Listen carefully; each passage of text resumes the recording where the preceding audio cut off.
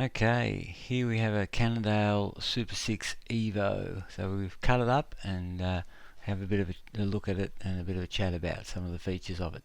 So this particular bike is probably 4 or 5 years old, and those familiar with the reviews know that we have a look on the outside and then we flip it over and we look at some of the internal features that aren't visible when you're first looking at the bike. So one of the features that Cannondale have had for since the 80s really was this large diameter down tube to generate the stiffness for their aluminium bikes, and they've carried that over to their carbon models. They've refined it quite a bit along the way, and they've had a sort of a sleeker top tube, etc. This is the high mod version, as the little sticker there indicates. This particular one had the front derailleur hanger was removed of this, and I needed one for another frame repair where the hanger actually failed. So it has its BB30 system. Well, that one was a Pressfit 30 actually, and the graphics are quite simple. It's just black and white, not too loud, not too lairish. So overall, quite a nice looking bike. So almost a classical looking bike. Sort of straight round tubes effectively. So quite structurally efficient. So that's a little cutout there. We'll show that in a lot more detail later on. So yeah, just looking at the overall bike. Yeah, quite a nice looking bike. But let's flip it over and see what it looks like on the inside.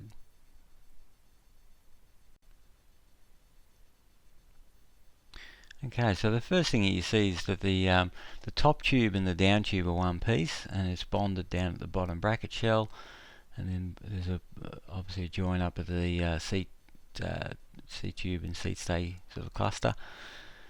But let's have a close look at the bottom bracket first. So yeah, so it's a bonded joint there. It's got an overlap, and then some layers have been laminated over the top. But you can see a couple of small voids right on the top there. I mean, they are very small, and there is plenty of adhesive in that junction. So, I mean, they can act as disbond initiation points over a period of time. But yeah, they are pretty isolated there. So the rest of the bottom bracket moulding looks really clean. Nothing to really comment about there. So moving further up the down tube, we can look at the water bottle boss. So you can see how that's quite reinforced. So there's the fabric on the inside to prevent the delamination during the drilling, which could have been located a little bit more centrally actually. But then there's also that reinforcement plate on the outside to really strengthen that area. So when people want to drill holes in their bikes and think, I'll just drill a hole, obviously they don't take these factors into account.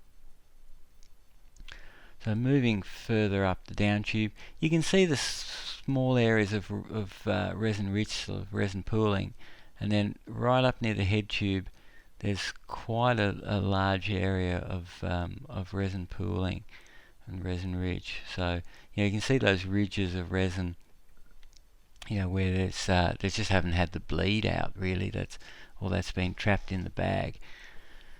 So some of that also sort of carries over into the head tube, where we can see some variations in compaction, a bit of resin, sort of a bit of a resin ridge, and a void there basically where the laminate just hasn't been compacted properly. And right through that whole little inner radius there's some variations in the compaction.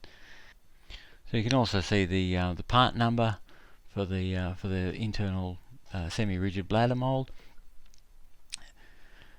Moving to the lower head tube, you can see the moulded in bearing race, and then continuing up to the upper bearing race, that's also moulded in, but a few little variations up through that top junction. But overall, that area is looking not too bad. It was just that void down the bottom, but up along the top tube all looks pretty good. So we can see the join from the seat tube to the top tube. It's a tube to tube type construction, so if we have a real close look, you can see that tiny little fillet of adhesive, and it's been overwrapped with the carbon, so on both the bottom surface and the top surface. So all that looks pretty clean, although I have seen a couple fail in that area over time, but it is pretty rare. The other thing I've noticed is the galvanic corrosion. So obviously it had an aluminium seat post in it, and you can see the remnants of the corrosion there. So moving down the seat tube, again, all pretty straightforward.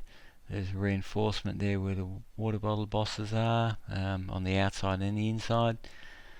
But then where the front derailleur hanger goes, you've got the delamination of the unidirectional material. So they've reinforced where the water bottle bosses go with some fabric to stop that fibre pull out. But then where the 3 rivets go in for the front derailleur hanger, they've damaged that. So, and there's the transition into the bottom bracket, which is it's a press fit 30 design. So I did a video on that just recently, so you can have a look at that. So some close-up details of the junction into the chainstays. There's a tiny little void in the laminate there.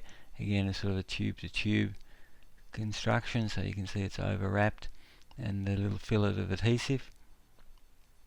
So looking down along the chainstay, and yeah, moving along, sort of cut a section out in the middle of the chainstay.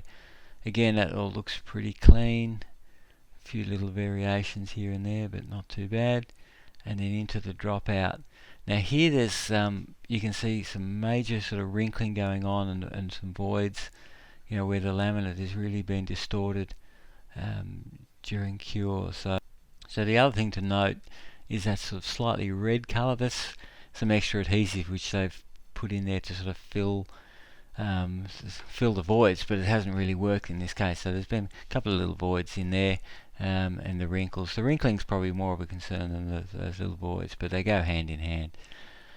So moving up the seat stays, again, not much really to see on the seat stays. They're all looking pretty clean. It's basically a straight roundish sort of tube. Into the brake bridge. Again, it's sort of wrapped in, and you can see a little void right in that root radius there. So, but again, I wouldn't be too concerned about that. Just with the location, there's plenty of material around. And then back up into the seat collar junction, and that is the cut-up review of the Cannondale Evo. Okay, so that's a review on the Cannondale Super 6 Evo High Mod. Yeah, overall, not too bad a bike. These sort of really changed the game when they were introduced. In that they were light, they were really light. So I think this one, obviously before being cut in half, I think it was about 850 grams or something like that. So yeah, for this one's a 56. So I'd have the measurement, but it was between 800 and 850 grams. So that's pretty light. A couple of little features. The dropout design's pretty good. The way the hanger cradles sort of both sides of the carbon, and so you don't get the wear on the dropout face. Those sort of things.